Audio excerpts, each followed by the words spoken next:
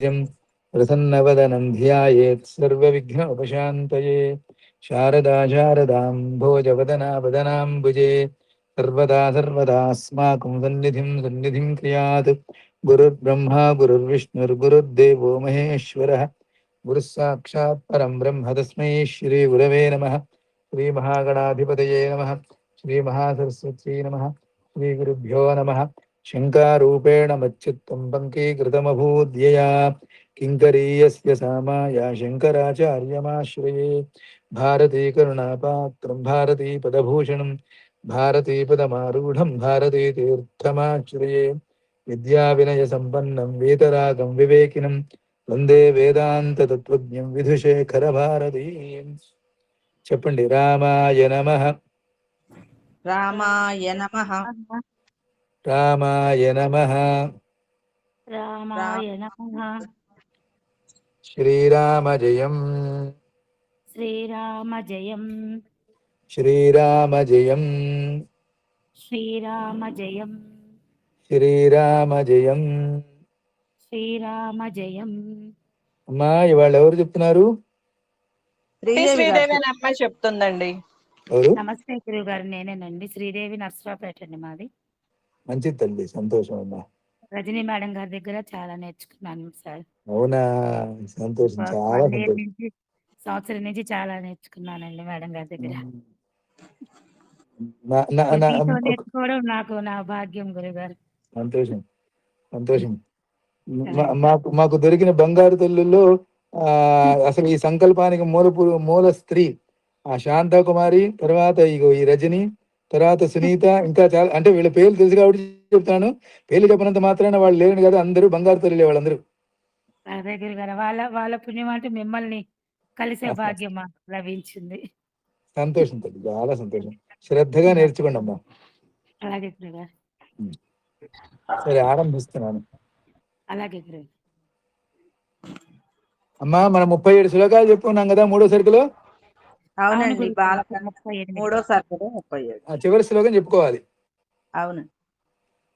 స్వరాష్ట్రరంజనం చైవ స్వరాష్ట్రరంజనం చైవ వైదేహ్యాశ్చ విసర్జనం వైదేహ్యాశ్చ విసర్జనం అనాగతం చ యత్కించిత్ అనాగతం చ యత్కించిత్ రామస్య వసుధాతలే రామస్య వసుధాతలే తచ్చకారోత్తరే కావ్యే తచ్చకారోత్తరే కావ్యే వాల్మీకిర్భగవాన్ ఋషిః వాల్మీకిర్భగవాన్ ఋషిః స్వరాష్ట్రరంజనం చైవ వైదేహ్యాశ్చ విసర్జనం.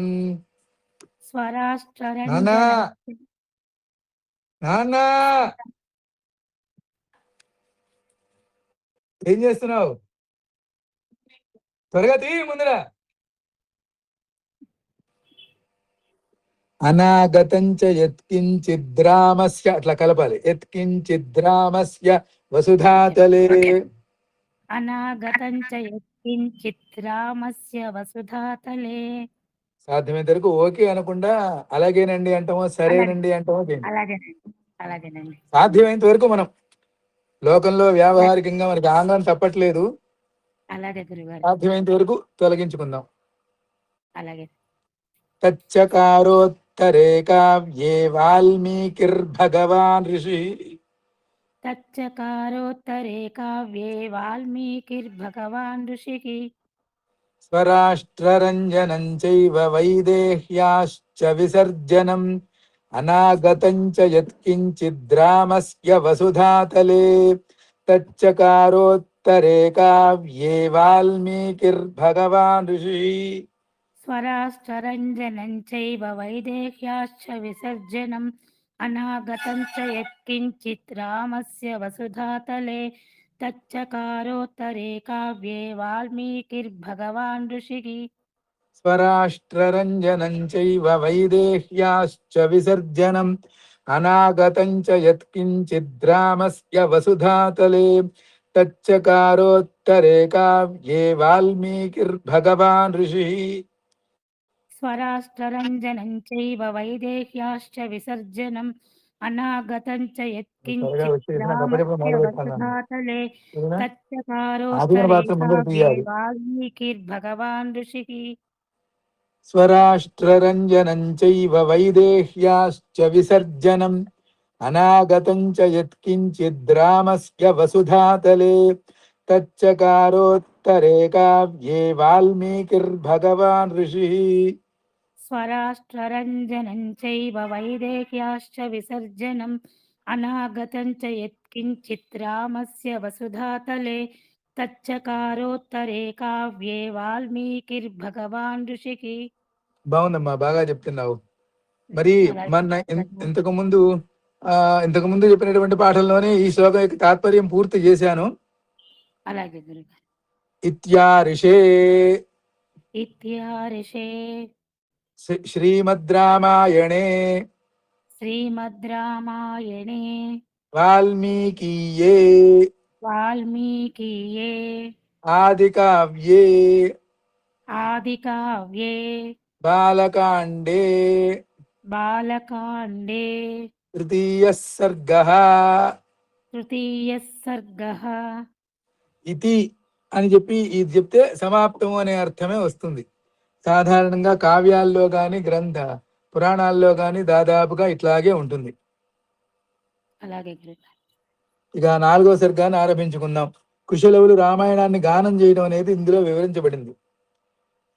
ప్రాప్తరాజ్యస్య రామస్య ప్రాప్తరాజ్యస్య రామస్య వాల్మీకిర్భగవాన్ ఋషిః వాల్మీకిర్భగవాన్ ఋషిః. చకారచరితం కృత్స్నం చకార చరితం కృష్ణం విచిత్ర పదమాత్మవాన్. విచిత్ర పదమాత్మవాన్. అమ్మా రజనీ తల్లి, మేడం లేనట్లు లేదా? లీవ్ అయిందండి. రజనీ సరే సరే లీవ్ అయింది గురుగారు. సరే సరే సరే. ప్రాప్తరాజ్యస్య రామస్య వాల్మీకిర్భగవాన్ ఋషిః ప్రాప్తరాజ్యస్య రామస్య వాల్మీకిర్భగవాన్ ఋషిః. చకారచరితం కృత్స్నం విచిత్ర పదమాత్మవాన్. చకార చరితం కృష్ణన్ విచిత్ర పదమాత్మవాన్. ప్రాప్తరాజ్యస్య రామస్య వాల్మీకిర్భగవాన్ ఋషిః చకారచరితం కృత్స్నం విచిత్ర పదమాత్మవాన్. ప్రాప్తరాజ్యస్య రామస్య వాల్మీకిర్భగవాన్ ఋషిః చకార చరితం కృష్ణన్ విచిత్ర పదమాత్మవాన్. కృత్స్నం కృత్స్నం ముందు తాపలకాలి. అలాగే అలాగే గురుగారు. చకార చరితం కృష్ణం విచిత్ర పదమాత్మవాన్. కృత్స్నం ముందర తాపలకాలి. కృత్ అని అందుకొని సునాబలకాలి. అంటే ఏం లేదు, కొంచెం అది కష్టమైంది, అలవాటు చేసుకుంటారని 1-2 సార్లు చెప్తాను అంతేనమ్మా, అంతకంటే ఏం లేదు. అలాగే గురుగారు.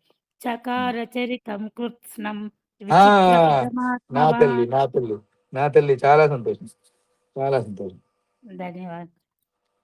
ప్రాప్తరాజ్యస్య రామస్య వాల్మీకిర్భగవాన్ ఋషిః చకారచరితం కృత్స్నం విచిత్ర పదమాత్మవాన్.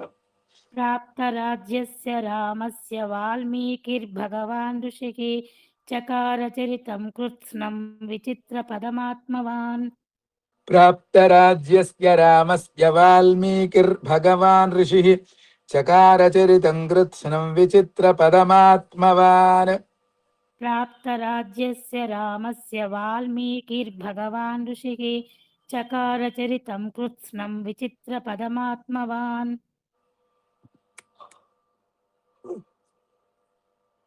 ఆ బ్రహ్మదేవుడి అనుగ్రహం వల్ల దివ్య జ్ఞానాన్ని పొందినటువంటి వాడు, మహాకావ్య నిర్మాణ చతురుడు అయినటువంటి ఆ వాల్మీకి మహర్షి కోసలాధీశుడు అయినటువంటి ఆ శ్రీరాముడి చరితమును మనోజ్ఞములైనటువంటి శబ్ద అర్థ అలంకార శోభలతో లోక కళ్యాణమునికై అద్భుతంగా రచించాడు. అంటే ఇందాక అమ్మాయి రజనీ గురించి ఎందుకు అడిగానంటే, ఇందులో ప్రశ్నలు వేసింది, ఇది ఎప్పుడు జరిగింది ఏమిటి, ఈయన ఎప్పుడు రాశాడు అని. అందుకని ఎక్కడుంది అని అడిగా. మేడము అదే డేట్ అదే అదే అదే అర్థమైంది. అదే రామాయణం అంతా అయిన తర్వాత రాశాడు. అలాగే గురు.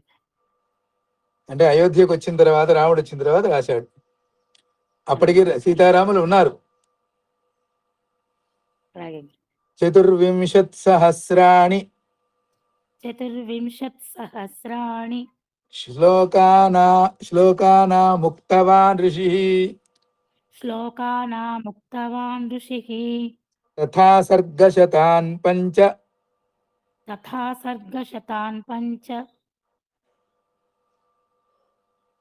షట్కాండాని తథోత్తరం షట్కాండాని తథోత్తరం 14,000 శ్లోకానాముక్తవాన్ ఋషిః 14,000 శ్లోకానాముత్తమాన్ ఋషిః ముక్తము అని కలపాలి. ముక్త కాకి తావత్తు చెప్పాలి.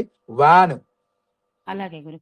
14,000 శ్లోకానాముక్తవాన్ ఋషిః బాగుంది. తథా సర్గశతాన్ పంచ షట్కాండాని తథోత్తరం తథా సర్గశతాన్ పంచ షట్కాండాని తథోత్తరం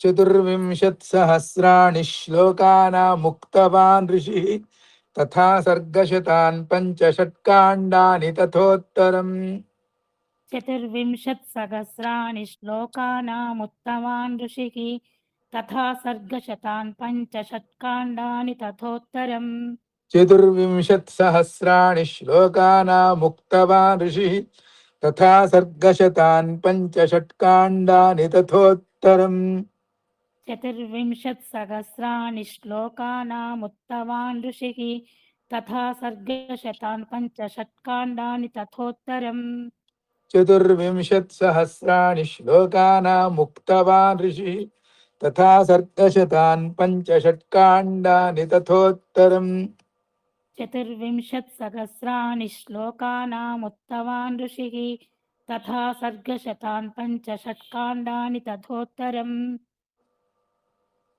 వాల్మీకి మహర్షి రామాయణమును 6 కాండలుగా అలాగే 500 సర్గములతో 24,000 శ్లోకాలతో రచించాడు. ఆ 500 సర్గల్లో మనం ఇప్పుడు 4వ సర్గలో ఉన్నాం. ఆ తర్వాత ఉత్తరకాండాన్ని రూపుదిద్దాడు ఆయన. కృత్వా పితన్మహాప్రాజ్ఞః సభవిష్యం సహోత్తరం చింతయామాస కోన్వేతత్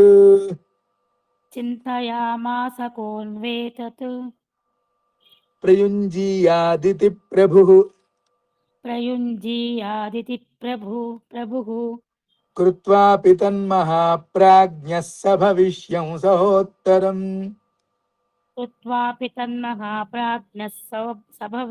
సహోత్తరం చింతయామాస కోన్వేతత్ ప్రయుంజీయాదితి ప్రభుః చింతయామాస కోన్వేతత్ ప్రయుంజీయాదితి ప్రభుః దితి విసర్గలు లేవమ్మా, జాగ్రత్త. ప్రయుంజీయాదితి ప్రభుః తీకి ప్రాగ మధ్యలో విసర్గలు వచ్చినట్లుగా వినపడింది, అందుకని అలా అన్నాను.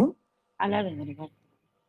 కృత్వా పితన్మహాప్రాజ్ఞః సభవిష్యం సహోత్తరం చింతయామాస కోన్వేతత్ ప్రయుంజీయాదితి ప్రభుః కృత్వాపి తన్మహా ప్రాజ్ఞః సభవిష్యం సహోత్తరం చింతయామాస కోన్వేతత్ ప్రయుంజీయాదితి ప్రభుః కృత్వా పితన్మహాప్రాజ్ఞః సభవిష్యం సహోత్తరం చింతయామాస కోన్వేతత్ ప్రయుంజీయాదితి ప్రభుః కృత్వాపి తన్మహా ప్రాజ్ఞః సభవిష్యం సహోత్తరం చింతయామాస కోన్వేతత్ ప్రయుంజీయాదితి ప్రభుః కృత్వా పితన్మహాప్రాజ్ఞః సభవిష్యం సహోత్తరం చింతయామాస కోన్వేతత్ ప్రయుంజీయాదితి ప్రభుః కృత్వాపి తన్మహా ప్రాజ్ఞః సభవిష్యం సహోత్తరం చింతయామాస కోన్వేతత్ ప్రయుంజీయాదితి ప్రభుః అమ్మా ఒక్క నిమిషం. అలాగే గురుగారు.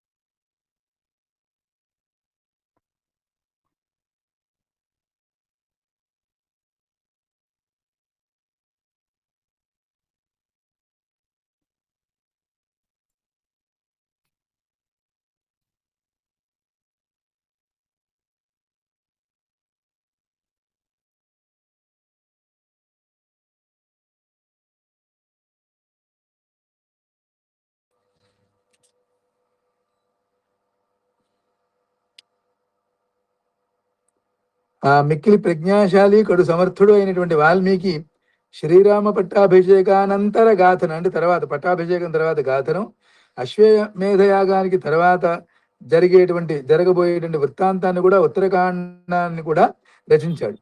ఇక ఈ రామాయణాన్ని కంఠస్థం చేసి గానం చేయగల వారు ఎవరు అని అతడు ఆలోచించసాగాడు. తస్య చింతయా తస్య చింతయమానస్య మహర్షేర్భావితాత్మనః అగృహ్ణీతాం తతః పాదౌ మునివేశౌ కుశీలవౌ తస్య చింతయమానస్య మహర్షేర్భావితాత్మనః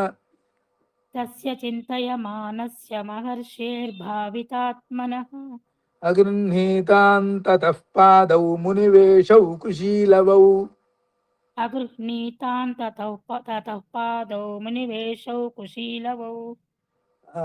ఇక్కడ ఇట్లా పలికితే బాగుంటుందమ్మా, అగృహ్ణీతామని. అట్లా కదా, అట్లా చెప్పడం అట్లా చెప్పాలి. బ్రహ్మ అనం కదా, మనం బ్రహ్మ అంటాం కదా, అట్లాగే ఇది కూడా అగృహ్ణీతామని చెప్పాలి. తస్య చింతయమానస్య మహర్షేర్భావితాత్మనః అగృహ్ణీతాం తతః పాదౌ మునివేశౌ కుశీలవౌ.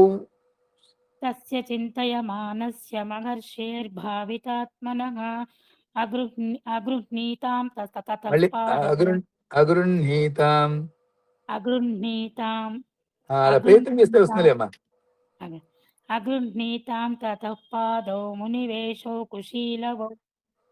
అగృహ్ణీతాను అగృహ్ణి అనేట గట్టిగా పలకదు. అగృహ్ణీతాం ఇంకొంచెం వస్తూనే ఉంది. గృహ్ణని అందుకోవాలి ముందర, తర్వాత హా పలకాలి. గృహ్ణని అందుకోవాలి. ఇందాక అందుకోవాలా, కృత్స్నంలో కృత్తు ముందర అందుకొని తర్వాత చెప్పాలా, అట్లాగనమాట.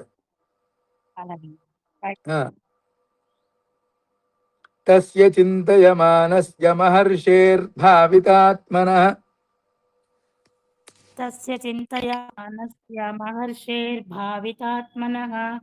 అగృహ్ణీతాం తతః పాదౌ మునివేశౌ కుశీలవౌ.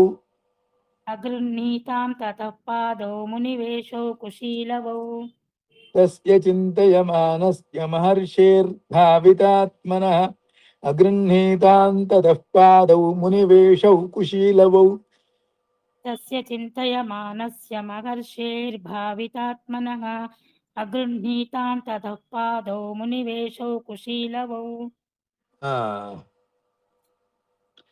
కుశీలవౌ తు ధర్మజ్ఞౌ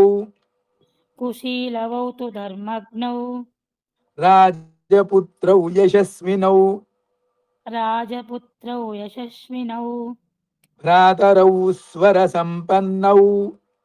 భ్రాతరౌ స్వర సంపన్నౌ.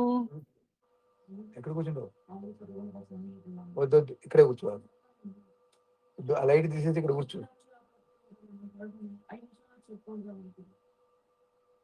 5 నిమిషాలు కనవాదం చెప్తా అంటే పంపిస్తా. అవ్వకపోతే ఇక్కడే కూర్చో.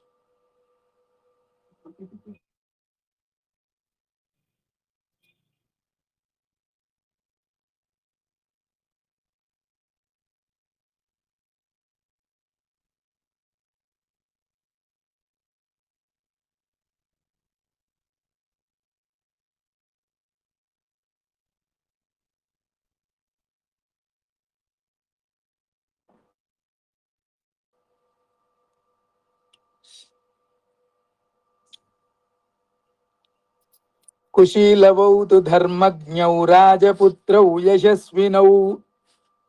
కుశీలవౌ తు ధర్మజ్ఞౌ రాజపుత్రౌ యశస్వినౌ.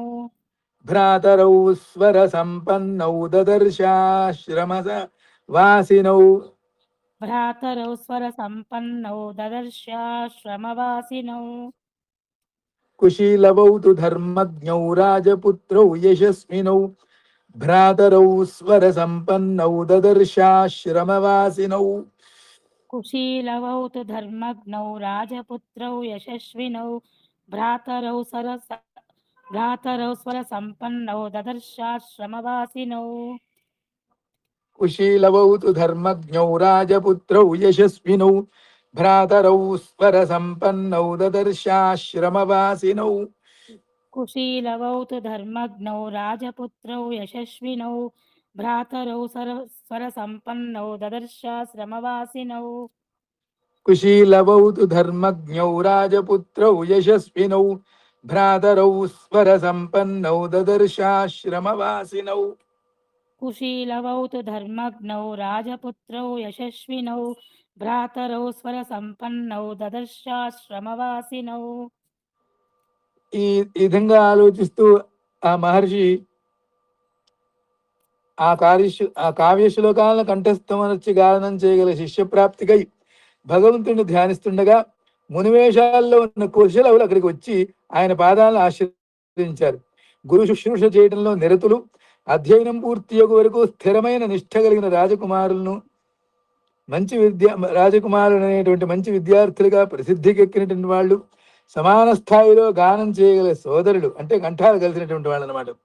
చక్కని గాత్రం గలవాళ్ళు తన ఆశ్రమవాసులు అయినటువంటి ఆ లవకుశులను మహర్షి చూశాడు. వీరు రామాయణాన్ని గానం చేయడానికి సమర్థులు అని తలచాడు.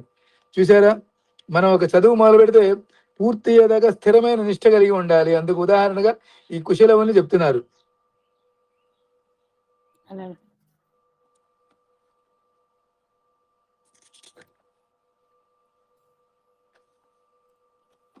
సతు మేధావినౌ దృష్ట్వా వేదేషు పరినిష్ఠితౌ.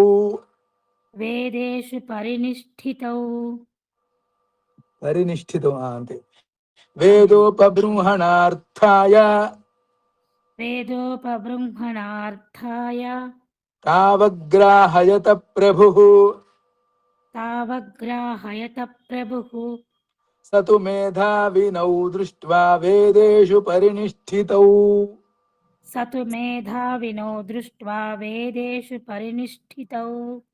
వేదోపబృంహణార్థాయ తావగ్రాహయత ప్రభుః.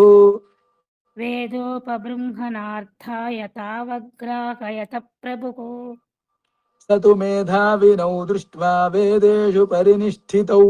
వేదోపబృంహణార్థాయ తావగ్రాహయత ప్రభుః. సతు మేధావినో దృష్ట్వా వేదేషు పరినిష్ఠితౌ. వేదోపబృంహణార్థాయ తావగ్రాహయత ప్రభుః. సతు మేధావినౌ దృష్ట్వా వేదేషు పరినిష్ఠితౌ. వేదోపబృంహణార్థాయ తావగ్రాహయత ప్రభుః. సతు మేధావినో దృష్ట్వా వేదేషు పరినిష్ఠితౌ. వేదోపబృంహణార్థాయ తావగ్రాహయత ప్రభుః. సతు మేధావినౌ దృష్ట్వా వేదేషు పరినిష్ఠితౌ. వేదోపబృంహణార్థాయ తావగ్రాహయత तावग्राहयत प्रभुः स तु मेधाविनो दृष्ट्वा वेदेषु परिनिष्ठितौ वेदोपबृंहणार्थाय तावग्राहयत प्रभुः।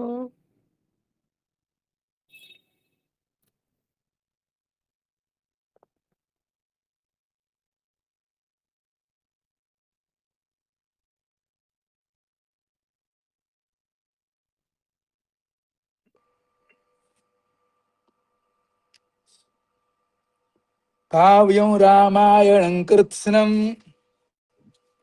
కావ్యం రామాయణం కృత్స్నం బాగా వచ్చింది నీకు. సీతాయాశ్చరితం మహద్ సీతాయాశ్చరితం మహత్ పౌలస్త్యవధమిత్యేవ పౌలస్త్యవధమిత్యేవ చకార చరితవ్రతః చకార చరితవ్రతః కావ్యం రామాయణం కృత్స్నం సీతాయాశ్చరితం మహద్ కావ్యం రామాయణం కృత్స్నం సీతాయాశ్చరితం మహత్ పౌలస్త్యవధమిత్యేవ చకార చరితవ్రతః పౌలస్త్యవధమిత్యేవ చకార చరితవ్రతః కావ్యం రామాయణం కృత్స్నం సీతాయాశ్చరితం మహద్ పౌలస్త్యవధమిత్యేవ చకార చరితవ్రతః కావ్యం రామాయణం కృత్స్నం సీతాయాశ్చరితం మహత్ పౌలస్త్యవధమిత్యేవ చకార చరితవ్రతః కావ్యం రామాయణం కృత్స్నం సీతాయాశ్చరితం మహద్ పౌలస్త్యవధమిత్యేవ చకార చరితవ్రతః కావ్యం రామాయణం కృత్స్నం సీతాయాశ్చరితం మహత్ పౌలస్త్యవధమిత్యేవ చకార చరితవ్రతః కావ్యం రామాయణం కృత్స్నం సీతాయాశ్చరితం మహద్ పౌలస్త్యవధమిత్యేవ చకార చరితవ్రతః కావ్యం రామాయణం కృత్స్నం సీతాయాశ్చరితం మహత్ పౌలస్త్యవధమిత్యేవ చకార చరితవ్రతః వేదతుల్యమైనటువంటి వేద ప్రతిరూపమైనటువంటి రామాయణమును గానం చేయడం ద్వారా వేదార్థములను వ్యక్తపరచడానికై అంటే వేద ధర్మాలకు ప్రసిద్ధిని కూర్చడానికై సర్వసమర్థుడైనటువంటి వాల్మీకి విషయాలను గ్రహించడంలోనూ వాటిని ధారణ చేయడంలోనూ గట్టి శక్తి గలవారు వేదాంగములను అధ్యయనం చేసిన వాళ్ళైనటువంటి లవకుశులను స్వీకరించాడు. ఈ రామాయణ మహాకావ్యంలో ముఖ్యంగా శ్రీరామ వృత్తాంతం, సీతాచరితం, రావణవధ వర్ణింపబడినందున దీనిని రామాయణం అని, సీతాచరిత్రం అని, పౌలస్త్య వధము అని కూడా పేర్కొనవచ్చని అపార జ్ఞాన సంపన్నుడైనటువంటి వాల్మీకి కుశలవులకు ఉపదేశించాడు. పాఠ్యే గేయే చ మధురం పాఠ్యే గేయే చ మధురం ప్రమాణైస్త్రిభిరన్వితం ప్రమాణైస్త్రిభిరన్వితం జాతిభిః సప్తభిర్బద్ధం జాతిభిః సప్తభిర్బద్ధం తంత్రీలయ సమన్వితం తంత్రీలయ సమన్వితం పాఠ్యే గేయే చ మధురం ప్రమాణైస్త్రిభిరన్వితం పాఠ్యే గేయే చ మధురం ప్రమాణైస్త్రిభిరన్వితం జాతిభిః సప్తభిర్బద్ధం తంత్రీలయ సమన్వితం జాతిభిః సప్తభిర్బద్ధం తంత్రీలయ సమన్వితం పాఠ్యే గేయే చ మధురం ప్రమాణైస్త్రిభిరన్వితం జాతిభిః సప్తభిర్బద్ధం తంత్రీలయ సమన్వితం పాఠ్యే గేయే చ మధురం ప్రమాణైస్త్రిభిరన్వితం జాతిభిః సప్తభిర్బద్ధం తంత్రీలయ సమన్వితం పాఠ్యే గేయే చ మధురం ప్రమాణైస్త్రిభిరన్వితం జాతిభిః సప్తభిర్బద్ధం తంత్రీలయ సమన్వితం పాఠ్యే గేయే చ మధురం ప్రమాణైస్త్రిభిరన్వితం జాతిభిః సప్తభిర్బద్ధం తంత్రీలయ సమన్వితం సప్తభిర్బద్ధం సప్తభిర్బద్ధం తంత్రీలయ అంటే సమన్వితం కాస్త ఇట్లాగే ఉంటాయి సందర్భాలు, పదాలు కొన్ని. ఆ భీకి ఒత్తుంది, తర్వాత ఒత్తుకుంది, మధ్యలో దానికి ఒత్తులేదు. అందువల్ల పలకడం కొంచెం జాగ్రత్తగా పలకాలి. అలాగేనండి. పాఠ్యే గేయే చ మధురం ప్రమాణైస్త్రిభిరన్వితం जातिभिः सप्तभिर्बद्धं तन्त्रीलय समन्वितम् पाठ्ये गेये च मधुरं प्रमाणैः शिभिरन्वितं जातिभिः सप्तभिर्बद्धं तन्त्रीलय समन्वितम् బాగుంది रसैः शृङ्गारकारुण्य रसैः शृङ्गारकारुण्य हास्यवीरभयानकैः हास्यवीरभयानकैः रौद्रादिभिश्च संयुक्तम् रौद्रादिभिश्च संयुक्तं काव्यमेतदगायताम् काव्यमेतदगायताम् रसैः शृङ्गारकारुण्यहास्यवीरभयानकैः रसैः शृङ्गारकारुण्यहास्यवीरभयानकैः रौद्रादिभिश्च संयुक्तं काव्यमेतदगायताम् रौद्रादिभिश्च संयुक्तं काव्यमेतदगायुताम् रसैः शृङ्गारकारुण्यहास्यवीरभयानकैः रौद्रादिभिश्च संयुक्तं काव्यमेतदगायताम् रसैः शृङ्गारकारुण्यहास्यवीरभयानकैः रौद्रादिभिश्च संयुक्तं काव्यमेतदगायताम् रसैः शृङ्गारकारुण्यहास्यवीरभयानकैः रौद्रादिभिश्च संयुक्तं काव्यमेतदगायताम् रसैः शृङ्गारकारुण्यहास्यवीरभयानकैः रौद्रादिभिश्च संयुक्तं काव्यमेतदगायताम् रसैः शृङ्गारकारुण्यहास्यवीरभयानकैः रौद्रादिभिश्च संयुक्तं काव्यमेतदगायताम् रसैः शृङ्गारकारुण्यहास्यवीरभयानकैः रौद्रादिभिश्च संयुक्तं काव्यमेतदगायताम् तौ तु गान्धर्वतत्त्वज्ञौ तौ तु गान्धर्वतत्त्वज्ञौ मूर्च्छनास्थानकोविदौ मूर्च्छनास्थानकोविदौ भ्रातरौ स्वरसम्पन्नौ भ्रातरौ स्वरसम्पन्नौ गन्धर्वा विवरूपिणौ గంధర్వా వివరూపిణౌ. ఒక్క నిమిషం తల్లి. అలాగేనండి.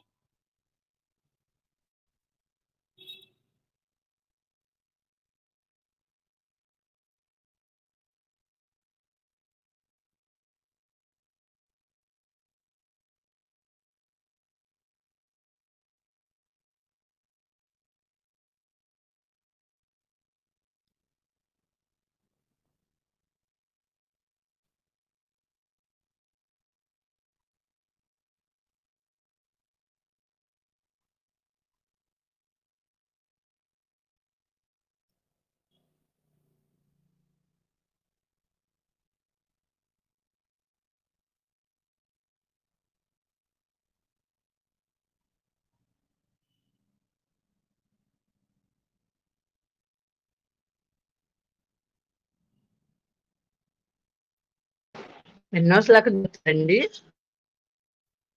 4వ సర్గలో 9వ శ్లోకం. Okay madam. పేజీ నంబర్ 88 అండి.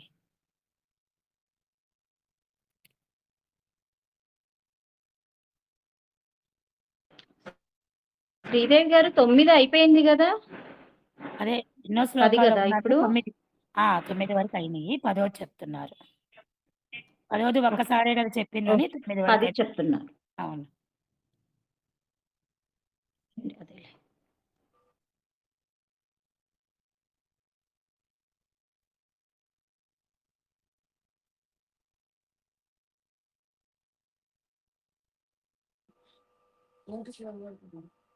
త్వరగా చెప్పాలి కదా, చెప్పట్లేదు.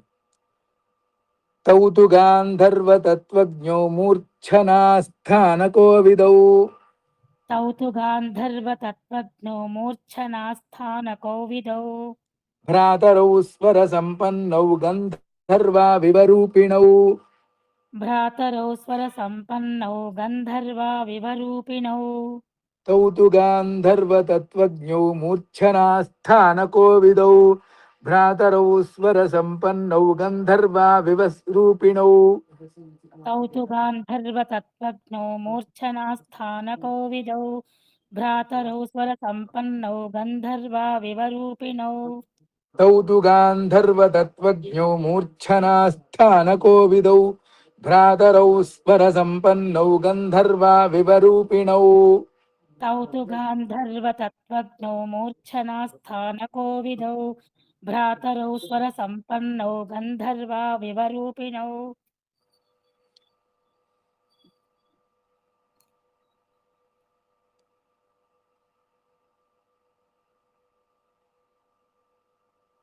तौ तु गान्धर्वतत्त्वज्ञौ मूर्च्छनास्थानकोविदौ भ्रातरौ स्वरसम्पन्नौ गन्धर्वा विवरूपिणौ।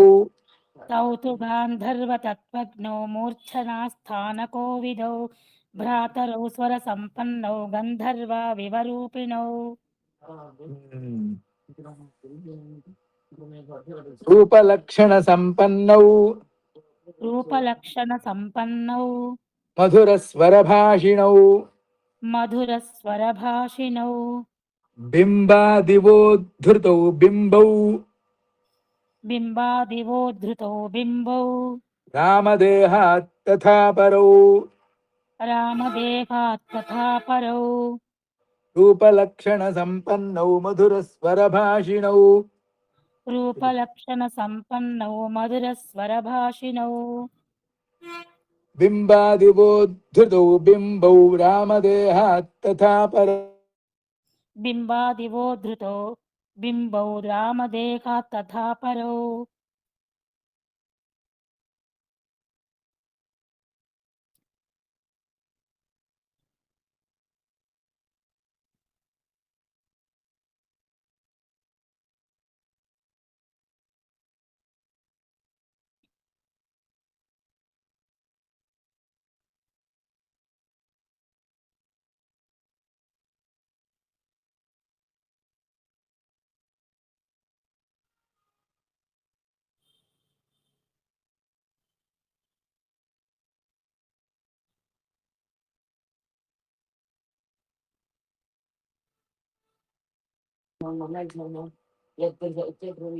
रूपलक्षणसम्पन्नौ मधुरस्वरभाषिणौ बिम्बादिवोद्धृतौ बिम्बौ रामदेहात् तथा परौ। रूपलक्षणसम्पन्नौ मधुरस्वरभाषिणौ बिम्बादिवोद्धृतौ बिम्बौ रामदेहात् तथा परौ। रूपलक्षणसम्पन्नौ मधुरस्वरभाषिणौ बिम्बादिवोद्धृतौ बिम्बौ रामदेहात् तथा परौ। रूपलक्षणसम्पन्नौ मधुरस्वरभाषिणौ बिम्बादिवोद्धृतौ बिम्बौ रामदेहात् तथा परौ। रूपलक्षणसम्पन्नौ मधुरस्वरभाषिणौ बिम्बादिवोद्धृतौ बिम्बौ रामदेहात् तथा परौ। रूपलक्षणसम्पन्नौ मधुरस्वरभाषिणौ बिम्बादिवोद्धृतौ बिम्बौ रामदेहात् तथा परौ।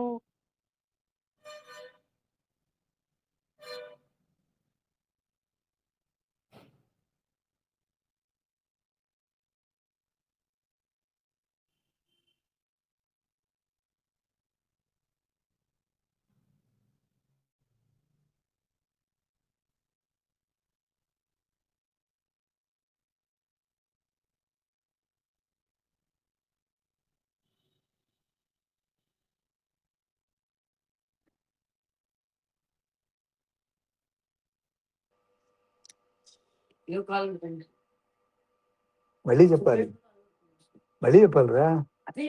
అయితే చెప్పేసేళ్ళు.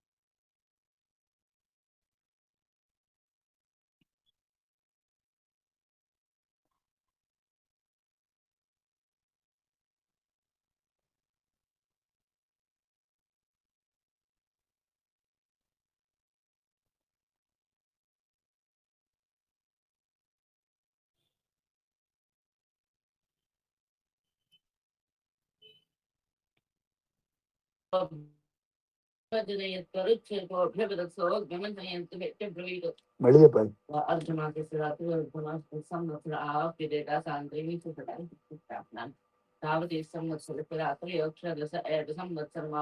ఆవతి సంవత్సరస్య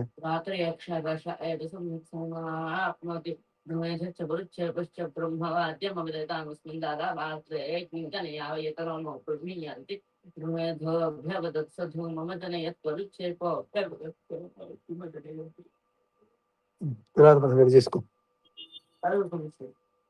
త్వరగా రావాలి. ఈ రామాయణం చక్కగా పఠించడానికి, మధురంగా గానం చేయడానికి అనువైనది. తిస్ర, చతురస్ర, మిశ్ర ప్రమాణములతో లేదా ధృత, మధ్య, విలంబిత. ధృత అంటే వేగంగా చెప్పడం, మధ్య అంటే కాస్త మధ్యమ స్వరంలో చెప్పడం, అంటే కొంచెం నిదానంగా. విలంబిత అంటే ఆపి ఆపి చెప్పడం. ఇలాంటి ప్రమాణాలతో అలరారుతూ ఉంటుంది. సా, రి, గ, మ, ప, ద, ని అనే సప్తస్వరాలతో కూర్చోబడినటువంటిది. వీణాది తంత్రివాద్యాల పైనను మృదంగాది లయవాద్యములతోనూ కూడా పలికించడానికి అనువైనది. శృంగార, వీర, కరుణ, హాస్య, రౌద్ర, భయానకం మొదలైనటువంటి నవరసాలతో కూడా పరిపుష్టమైనటువంటిది. అటువంటి రామాయణ కావ్యాన్ని ఆ లవకుశులు గానం చేశారు.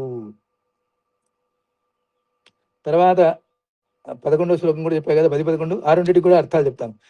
కవలలైనటువంటి ఆ లవకుశులు సంగీత శాస్త్రంలో ఆరితైనటువంటి వారు, వీణాది వాదనంలో కూడా నేర్పరులు, మంద్ర మధ్యమ తార స్థాయిల్లో గానం చేయడంలో నిపుణులు, కమ్మని కంఠం కలిగిన వాళ్ళు, మనుష్య వేషాల్లో ఉన్నటువంటి గంధర్వుల్లాగా ఉండేటువంటి వాళ్ళు, అభినయిస్తూ పాటల్లో కుశలరు, మృదుమధురంగా భాషించడంలో చతురులు, రాముడి రూపానికి అచ్చుకుత్తినట్లుగా రాముడికి ప్రతిబింబాలుగా ఉన్నటువంటి వాళ్ళు. ఇటువంటి లవకుశులు రామాయణాన్ని గానం చేశారు.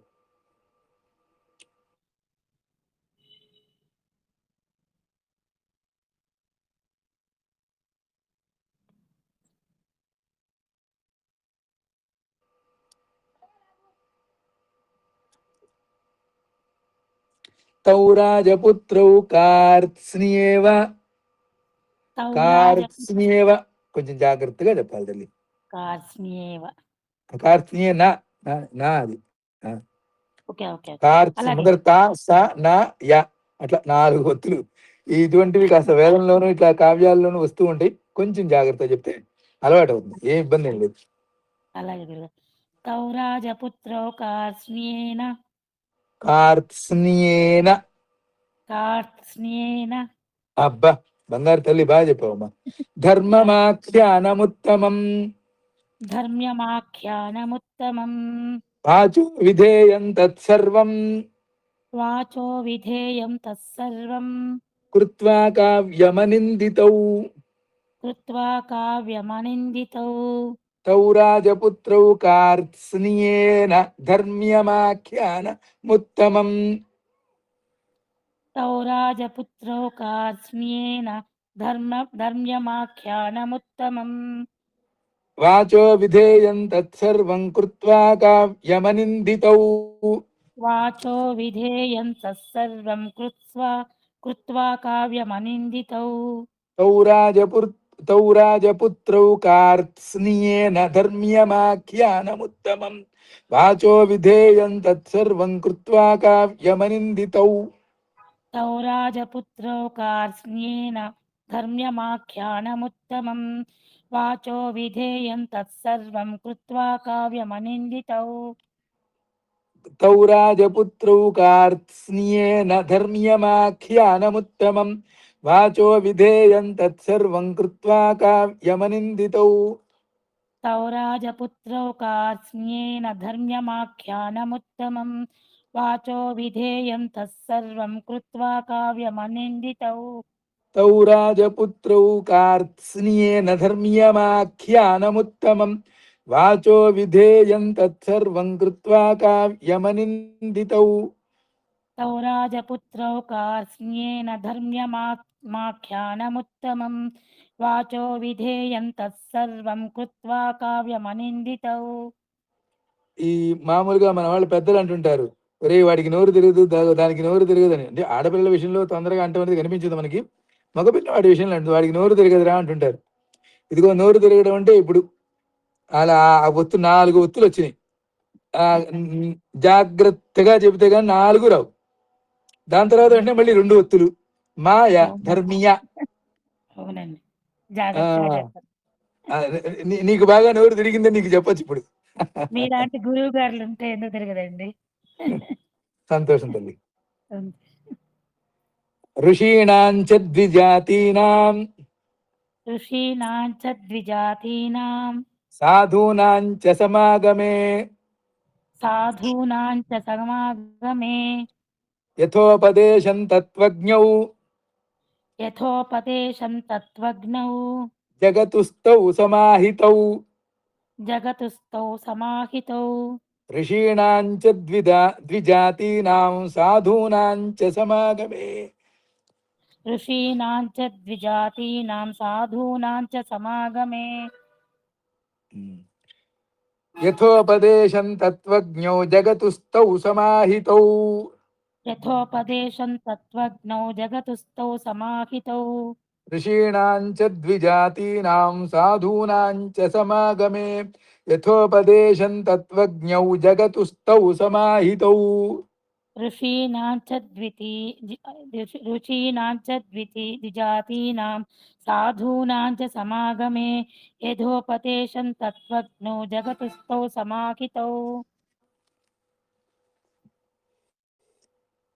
ఋషీణాంచ ద్విజాతీనాం సాధూనాంచ సమాగమే యథోపదేశం తత్వజ్ఞౌ జగతుస్థౌ సమాహితౌ ఋషీణాంచ ద్విజాతీనాం సాధూనాంచ సమాగమే యథోపదేశం తత్వజ్ఞో జగతుస్థౌ సమాహితౌ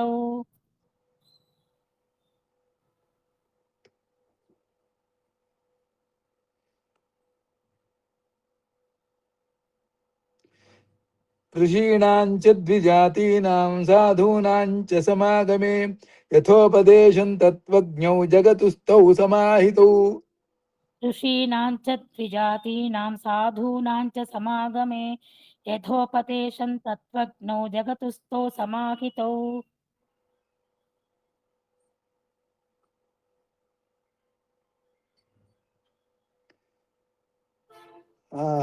ఏమాత్రం లోపం లేకుండా గురుపదేశం ప్రకారం గానం చేయగల వాళ్ళు, ముని బాలుర వేషాల్లో ఉన్నటువంటి వాళ్ళు, అటువంటి రాజకుమారులు సకల ధర్మాల్ని తెలిపేటువంటి ఉత్తమమైనటువంటి ఆ రామాయణ కావ్యాన్ని పూర్తిగా కంఠస్థం చేశారు.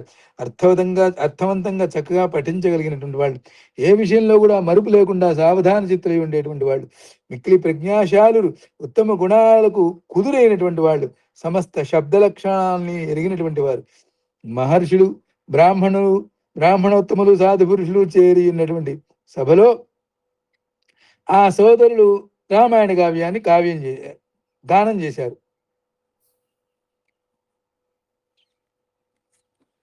మహాత్మానౌ మహాభాగౌ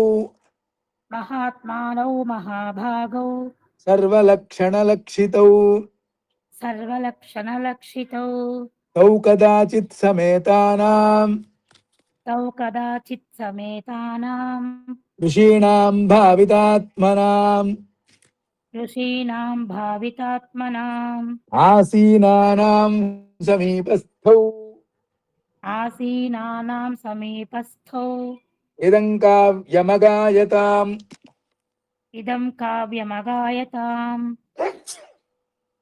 ఆ కావ్యమగాయతం అక్కడ కలిపి చెప్పాను చూడండి. అలాగే గురుగారు రాసుకున్నాను.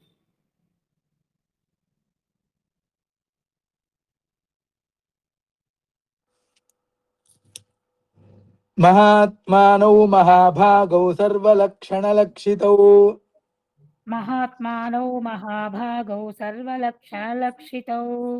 తౌ కదాచిత్ సమేతానాం ఋషీణాం అని కలపాలి.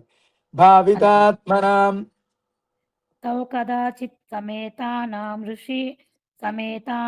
ఋషీణాం భావితాత్మనాం ఆసీనానాం సమీపస్థావిదం అని చెప్పాలి. అక్కడ కలిపితే అట్లా అవుతుందండి. స్థౌ ఇదం కాస్త సమీపస్థావిదం అవుతుంది. కావ్యమగాయత ఇదం సమీపస్థావిదం కావ్యమగాయతాం आसीनानां समीपस्था विधन् काव्यमगायताम् महात्मानौ महाभागौ सर्वलक्षणलक्षितौ तौ कदाचित् समेतानां ऋषीणां भावितात्मनाम् आसीनानां समीपस्था विदं काव्यमगायताम् महात्मानो महाभागो सर्वलक्षणलक्षितौ तौ कदाचित् समेतानां ऋषीणां भावितात्मनाम् आसीनानां समीपस्था विदन् काव्यमगायताम् महात्मानौ महाभागौ सर्वलक्षणलक्षितौ तौ कदाचित् समेतानां ऋषीणां भावितात्मनाम् आसीनानां समीपस्था विदं काव्यमगायताम् महात्मानो महाभागो सर्वलक्षणलक्षितौ तौ कदाचित् समेतानां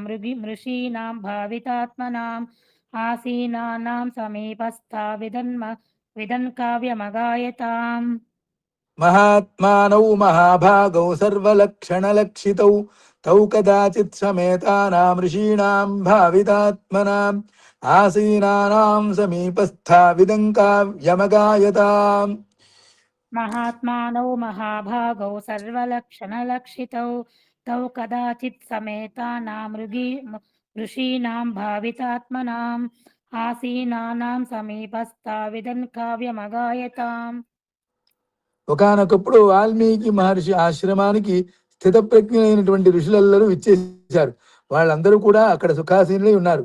అప్పుడు మిక్కిలి బుద్ధిశాలులు రూప సౌభాగ్యం గల వాళ్ళు సర్వశుభలక్షణ సంపన్నులైనటువంటి ఆ కుశలవులు వాళ్ళ సమక్షంలో ఈ కావ్యాన్ని గానం చేశారు. తచ్ఛ్రుత్వా మునయః సర్వే బాష్పపర్యాకులేక్షణాః సాధు సాధ్వితితావూచుః పరం విస్మయమాగతాః తచ్ఛ్రుత్వా మునయః సర్వే బాష్పపర్యాకులేక్షణాః సాధు సాధ్వితితావూచుః పరం విస్మయమాగతాః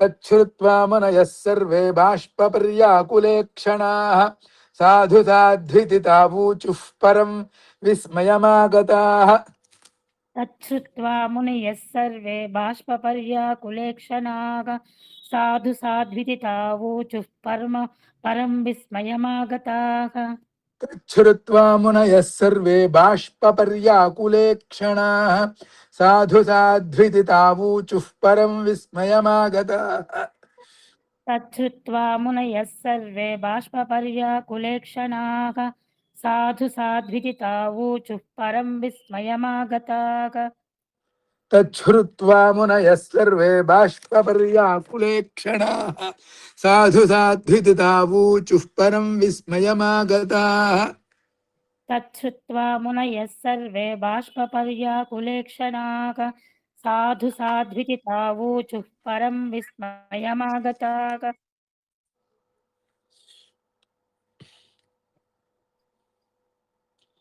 తే ప్రీతమనసః సర్వే మునయో ధర్మవత్సలాః ప్రశంసుః ప్రశస్తవ్యౌ గాయమానౌ కుశీలవౌ తే ప్రీతమనసః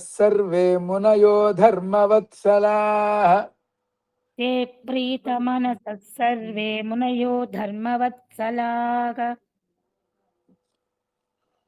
ప్రశంసుః ప్రశస్తవ్యౌ గాయమానౌ కుశీలవౌ తే ప్రీతమనసః సర్వే మునయో ధర్మవత్సలాః ప్రశంసుః ప్రశస్తవ్యౌ గాయమానౌ కుశీలవౌ ते प्रीतमनसः सर्वे मुनयो धर्मवत्सलाः प्रशंसुः प्रशस्तव्यो गायमानौ कुशीलवौ ते प्रीतमनसः सर्वे मुनयो धर्मवत्सलाः प्रशंसुः प्रशस्तौ यौ गायमानौ कुशीलवौ ते प्रीतमनसः सर्वे मुनयो धर्मवत्सलाः प्रशंसुः प्रशस्तव्यो गायमानौ कुशीलवौ ते प्रीतमनसः सर्वे मुनयो धर्मवत्सलाः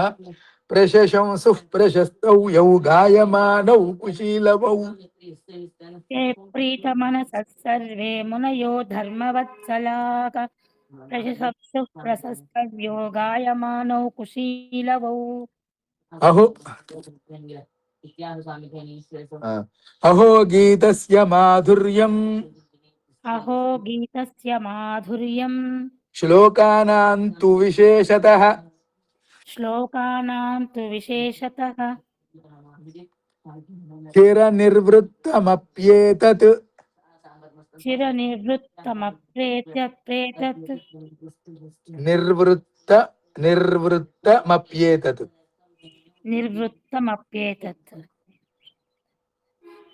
प्रत्यक्षमिव दर्शितम् प्रत्यक्षमिव दर्शितम् अहो गीतस्य माधुर्यं श्लोकानां तु विशेषतः अहो गीतस्य माधुर्यं श्लोकानां तु विशेषतः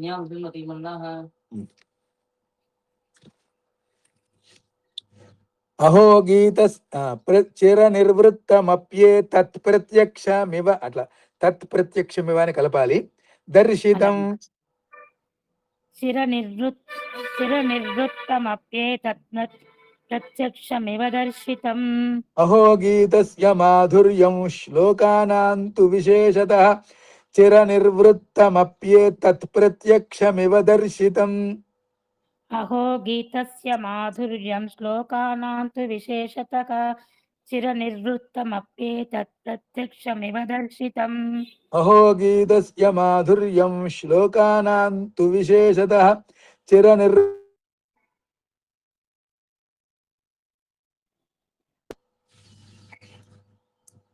अहो गीतस्य माधुर्यं श्लोकानां तु विशेषतः चिरनिवृत्तमप्येतत् प्रत्यक्षमिव दर्शितम्